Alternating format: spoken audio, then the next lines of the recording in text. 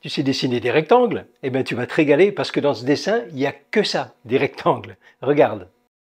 Commençons par un rectangle vertical avec à l'intérieur un autre rectangle plus petit et un rectangle encore à l'intérieur. Un petit trait horizontal et on fait la même chose en dessous mais on ne finit pas entièrement en dessous.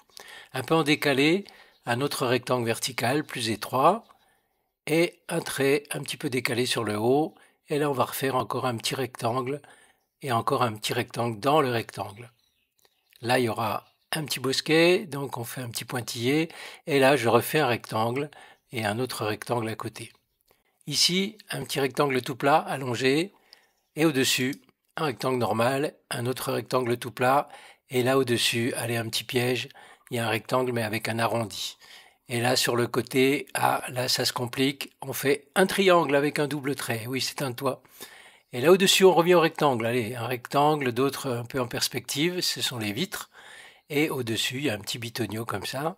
Sur le côté, il ne faut pas oublier un rectangle vertical très fin et dessus, donc une petite structure comme ceci, géométrique pour le toit. Allez, on avait oublié ici un rectangle dans le rectangle et deux rectangles tout fins verticaux à l'intérieur.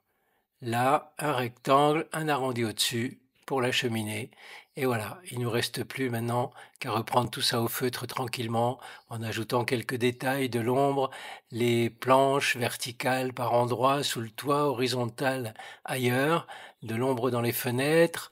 On continue ici sur la droite avec encore de l'ombre sur le côté ici, la porte complètement noire avec son petit perron devant et les planches horizontales. En arrière, cette partie-là est tout à fait dans l'ombre, donc je vais noircir tout ça avec des rayures verticales.